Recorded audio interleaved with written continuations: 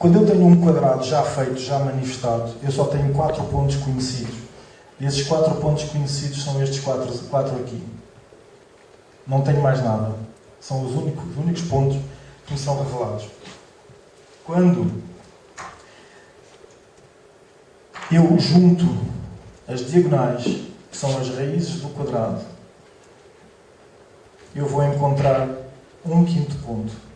Esse quinto ponto, então, esta estrutura é a estrutura de base que me permite sustentar um quadrado. Dito de outra forma, que me permite erguer um quadrado. Se quiserem perceber ainda de outra forma, é a forma que me permite fazer a construção de um castelo. Se eu tiver que fazer a construção de uma torre de homenagem, estes são os pontos onde eu tenho que colocar a pedra mais dura e mais resistente, geralmente aqui nas nossas zonas granito, e estas são as zonas em que eu poderei encher com uma pedra que vai ter várias estruturas e que é uma pedra de consolidação, se quiserem, mas não é a pedra de fundação de estrutura. Estas são as pedras sólidas. Estas pedras têm que estar ligadas com o centro, porque se não estiverem ligadas com o centro, a estrutura não se aguenta. Portanto, estamos então a falar aqui da constituição da matéria. Se eu quiser constituir a mãe, a mater, material, eu tenho que fazer isto e ela necessita de 5 pontos para se sustentar.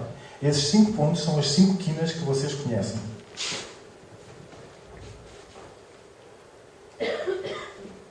Quando elas se apresentam nesta forma. Se eu juntar... É capaz de ser melhor... Não, eu vou já juntar o outro. Se eu juntar aqui o outro quadrado, o quadrado pai,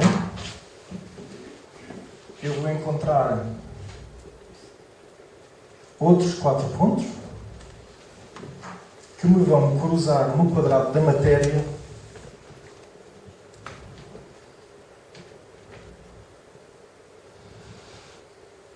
vai-me permitir encontrar então mais 8 pontos no quadrado da matéria e eu agora, com os pontos que encontrei no exterior, posso fazer a ligação e vou encontrar ainda aqui outros pontos.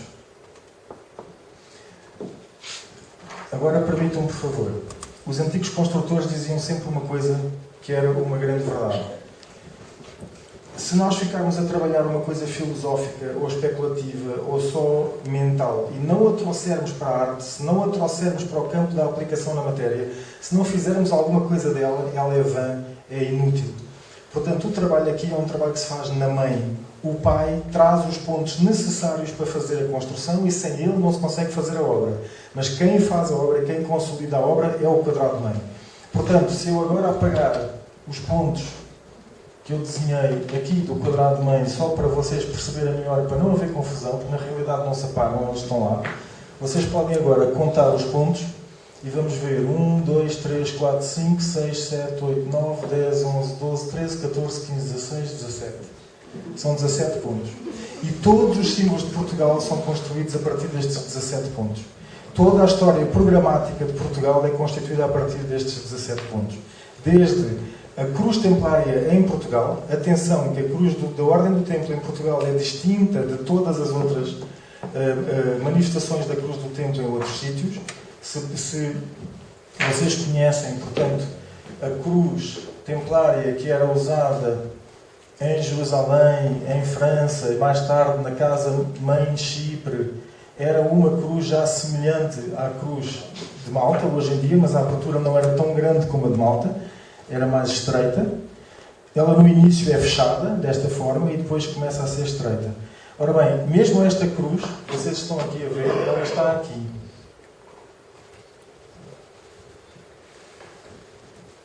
Não sei se conseguem ver, eu vou pintá-la.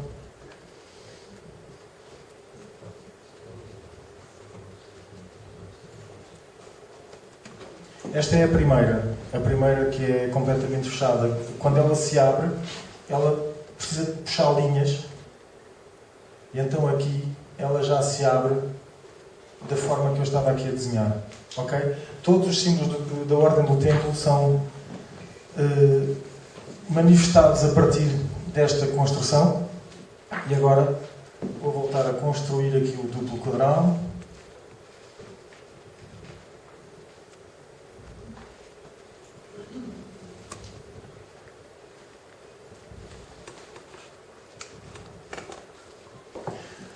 com os tais 17 pontos de construção dentro do quadrado main.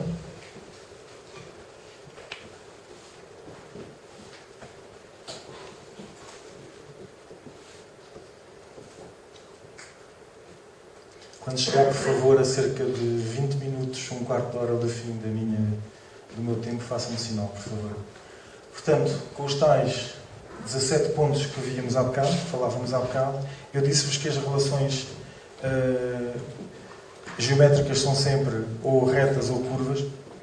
Quando eu faço uma circunferência inscrita a este quadrado, e quando faço agora esta relação, agora eu vou dar aqui uns saltinhos, desculpem, estou a fazer a mesma coisa que fiz há bocado, mas agora com linhas curvas em vez de linhas retas. Ok? Seguiram-me? O que acontece aqui, portanto, em vez de eu fazer relações retas como estava a fazer há bocado, agora estou a fazer relações curvas. O que acontece aqui é surgir os escudos de Portugal a apontar para o interior. Porque os escudos de Portugal a apontar para o interior estão a defender um centro, estão a focar-se num ponto central. Se vocês repararem bem, esta forma dos 4 escudos de Portugal, que estão a ser manifestadas pelas quatro famílias que deram apoio, primeiro ao Conde Dom Henrique, depois à Dona Teresa ou Teresa e depois ao Dom Afonso Henriques. Não se esqueçam, por favor, que quando a nossa história diz que Dom Afonso Henriques é o nosso primeiro rei, nós nos estamos a esquecer que durante 17 anos a mãe dele assinou Rainha de Portugal, Regina Portucalensis. Portanto, podíamos dizer com mais hombridade, provavelmente, que a nossa história de Portugal começa com uma rainha, com uma mulher que durante 17 anos lutou para conseguir constituir este reino, mas não conseguiu, não recebeu a autorização papal. Quem vai conseguir receber a autorização papal e, portanto, conseguir fazer daqui um reino estabelecido é o seu filho. E, portanto, temos de facto que rever a nossa história, temos que de facto rever o modo como transmitimos o nosso conhecimento e temos que ir às fontes genuínas e parar de repetir informação que é repetida sem verificar as fontes. Bom, dizia eu então que quando Dom Afonso Henriques consegue fazer Portugal, ele consegue fazer Portugal porque aqui em Portugal havia um grande problema, de uma perda da importância de Braga. Para quem tem um bocado o conhecimento de como é que a cristandade começa a espalhar-se pela Europa, vocês vão muito rapidamente perceber ou encontrar que Braga se vai tornar um dos bispados mais importantes da cristandade, um dos primeiros, e sobretudo um ligado ao primeiro herege conhecido da história da Igreja Católica, que é Prisciliano, muito obrigado.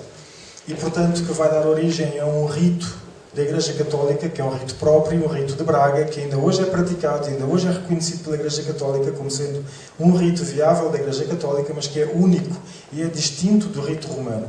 Portanto, existe aqui uma característica, essa característica é de Braga. Braga que perde, por volta do século IX, X, a importância que tinha por causa da descida, da fuga dos bretões que estão a fugir dos normandos da Grã-Bretanha e que vêm fazer uma colónia no norte da Galiza e vão transformar a Galiza num novo ducado com influências distintas, e esse novo ducado com influências distintas tem a pretensão de ser mais importante do que Braga, que era a grande capital, do grande centro que havia nesta zona da Península Ibérica. O outro grande centro estava em Toledo nessa altura. Vai haver então uma grande polémica entre se Braga vai ou não vai ficar com a importância, com a primazia que tinha antes. Acaba por haver uma série de negociações que são políticas, diplomáticas e uma série de outras coisas. Braga perde a importância, Santiago de Compostela emerge. E nessa altura, os barões galegos do Sul, os barões de Braga, os barões do Minho, os barões do norte de Portugal vão dar apoio a este plano. Este plano que tinha também um outro plano, parece, um outro plano oculto, porque quem era o Duque da Galiza, nessa altura, era um primo do Dom Henrique, e parece que haveria um pacto entre os dois. Aqui não tenho certeza, vou pedir depois a confirmação a quem puder dar essa confirmação, mas que haveria um pacto para unir um reino que fosse unido, um reino portugalense com a Galiza. Portugal e Galiza juntos. Bom, saltando aqui estes episódios todos do princípio da história de Portugal, nós temos então o seguinte: temos um programa que, na geometria, vai plasmar aquilo que está a passar, por um lado, no plano político e social, por outro lado, no plano do projeto. E o projeto de Portugal já está completamente manifestado nessa altura. Se nós falamos hoje em dia do Quinto Império, o Quinto Império está aqui, está nas 5 quinas. Está representado nas 5 quinas desde o princípio e nesta semente programática de toda a geometria. Bom, agora, se me permitirem, é que eu aqui, quando fecho este círculo, se eu quiser trabalhar no círculo que está dentro da matéria, eu, fazendo os escudos, manifestando os escudos, que agora, em boa verdade, teria que ter um quinto escudo no meio, que é o escudo do rei, que é protegido por outras 4 famílias. Em boa verdade, eu não consigo fazer o programa todo se eu não preencher esta zona que está aqui. E se eu preencher esta zona, e se inclinar o meu quadro,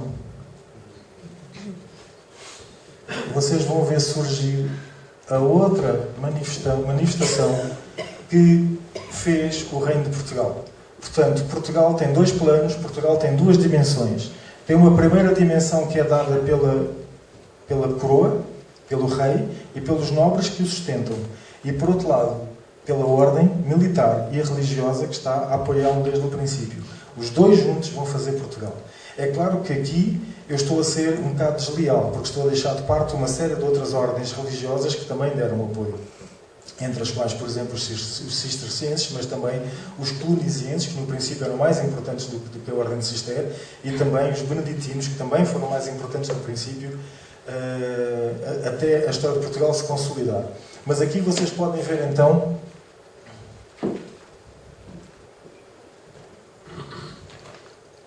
a totalidade do plano de Portugal, tal como ele é desenhado desde o princípio e tal como ele era suposto ter acontecido até agora. Entretanto, houve percalços na história. Esses percalços na história fizeram com que se perdesse toda a parte que aqui perdesse na sua revelação, toda a parte que aqui está a vermelho, e que se perdesse a compreensão da parte que está aqui a azul. Se agora me permitirem apagar este desenho e a recomeçar, vou voltar então a fazer o meu duplo quadrado.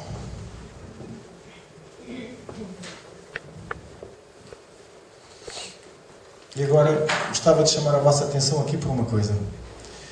Se eu desenhar este quadrado que está aqui fora, eu vou desenhar um campo de ação que passa pelo quadrado de fora e que passa também pelo quadrado de dentro.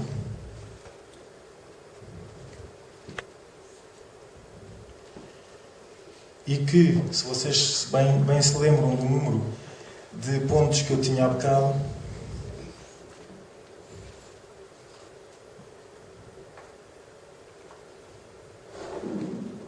eu agora estou a pôr aqui castelos ou torres e vocês já estão de certeza a ver surgir os símbolos da monarquia que vão surgir em Portugal a seguir. Ok? Eu teria que estar a pintar agora esta zona toda, por acaso devia tê-la pintado primeiro, mas vocês já estão a perceber o que é que eu estou aqui a dizer. Quando a explicação oficial ainda é de que este campo vermelho surge porque o Reino de Portugal ganha os Algarves, isso é demasiado anedótico, é demasiado pitoresco. Existe uma outra história por trás. E esta outra história por trás é um campo de armas, um campo de fortificação que agora está a defender o espaço interior, dentro do qual se passa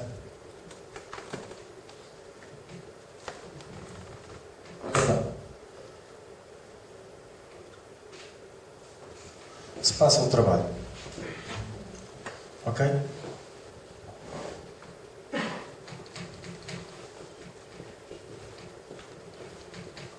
Vou ter um dia mesmo que aprender a trazer PowerPoints e figuras. É mais fácil projetar do que fazer isto. Estão a seguir, certo? Quando chegamos a Dom João I, Dom João I junta aqui uma flor de lis. Uma flor de lis quer dizer uma cruz que termina em flor de lis. Uma cruz que é a cruz da vis. Ele vai juntar a cruz da vis aonde? Vocês estão a ver, não sei se ainda conseguem ver aqui a intervenção do quadrado pai. Não se esqueçam do quadrado pai. 10 minutos, Luís. Ok, muito obrigado. Portanto, aqui a zona da intervenção do quadrado pai vai receber então... Bem, enfim, vocês já estão a imaginar o que eu estou aqui a tentar desenhar. Portanto, vai haver aqui a intervenção nestes campos da cruz da vis em flor de lis, que vai manifestar, assegurar a enraização do programa do pai em Portugal. Mais tarde, 10 minutos já não tenho muito tempo. Mais tarde, esta história continua. Vamos alongar com os... Obrigado. Esta história continua a evoluir e, infelizmente, quando chegamos a Dom Manuel, assistimos a uma mudança total do programa. O programa geométrico, ao chegar a Dom Manuel, atenção, estou a falar só da geometria dos símbolos aparentes, não estou a falar de mais nada. Quando chegamos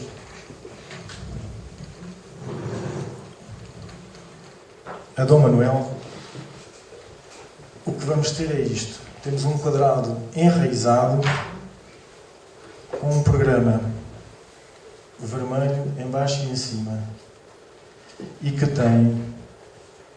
É assim ou é ao contrário? É assim, não é? E que tem no meio a revelação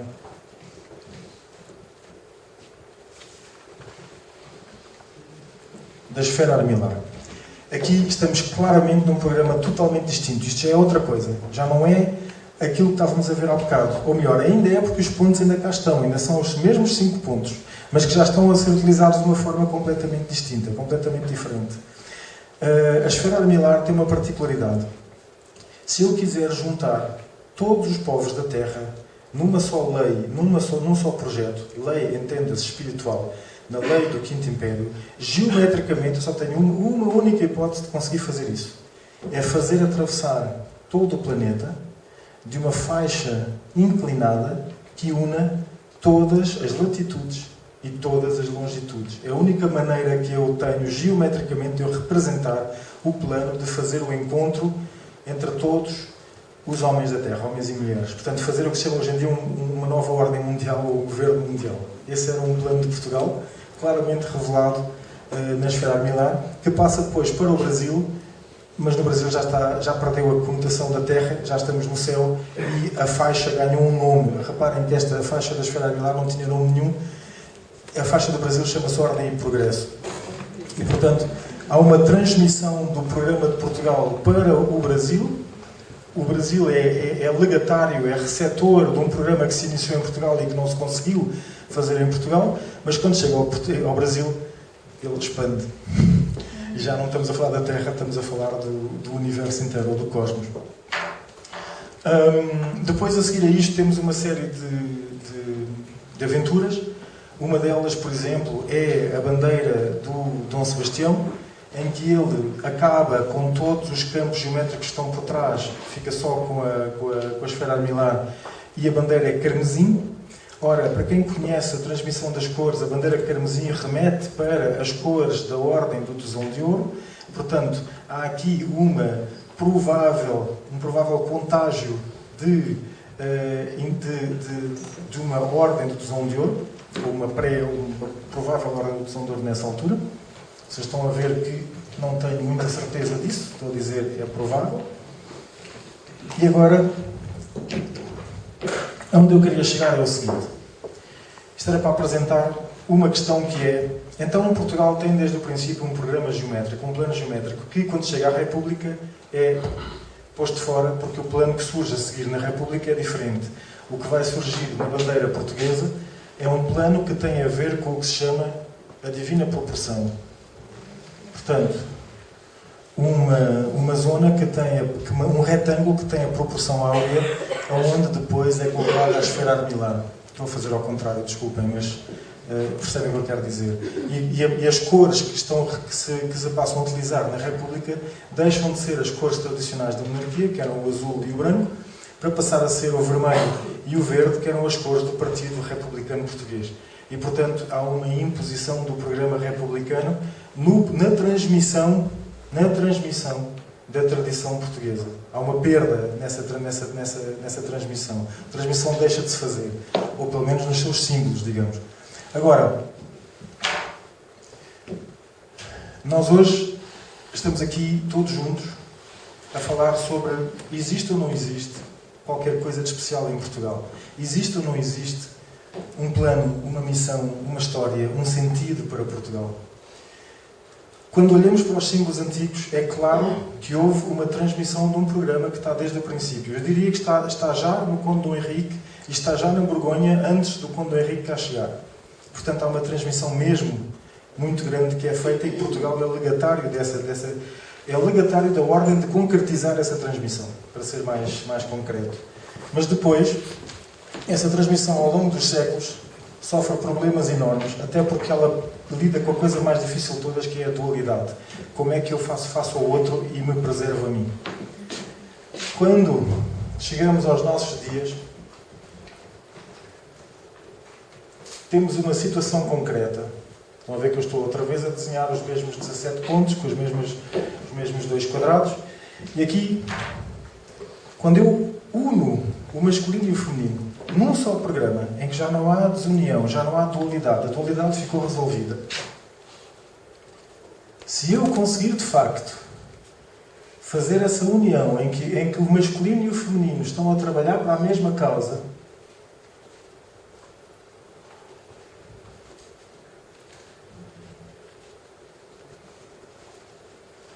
o que eu obtenho é isto. Isto era o selo da Dona Teresa, era também o selo do Dom Afonso Henriques, embora fossem mais floreados, faziam aqui folhas em vez dos cantos. Portanto, esta forma é a forma, antes de Portugal haver, já esta forma estava a surgir. E depois é assim que Dom Afonso assina com o Porto Gal, que é muito famoso. O PO, RT, o G-A-L, portanto, divide em 2 letras. Quando chegamos aqui, o que é que nos falta concretizar? O que é possível, talvez não na nossa geração ou nas nossas gerações, mas talvez nós aqui hoje consigamos deixar alguma semente, hoje e amanhã, alguma semente, alguma compreensão de alguma coisa que seja possível fazer concretamente em Portugal. Já existem muitas pessoas em Portugal, homens e mulheres, a trabalhar em conjunto, mas fechados, e a não dar muito nas vistas para concretizar esse plano.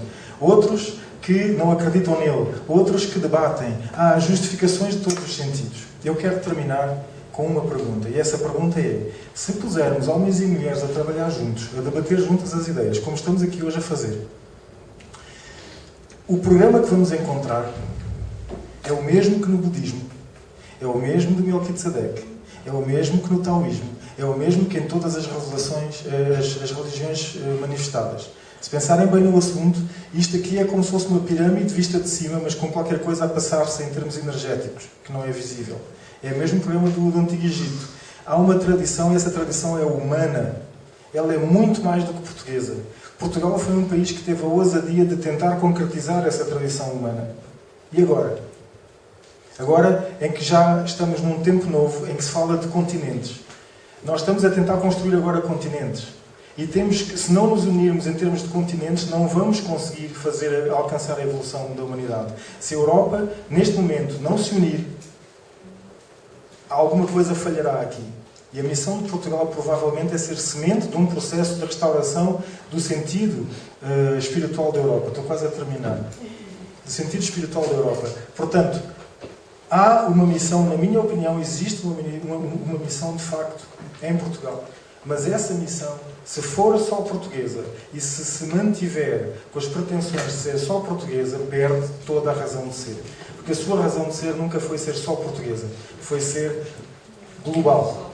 Foi ser universal. Foi constituir o Quinto Império. E o Quinto Império não é uma história só para nós, nem é uma história só interna, nem é uma história de Portugal. É uma história de todo o planeta. E se nos cabe a nós essa missão, então é uma missão muito árdua. Temos muito que aprender. E provavelmente temos que aprender então primeiro esta forma que está aqui. Muito obrigado.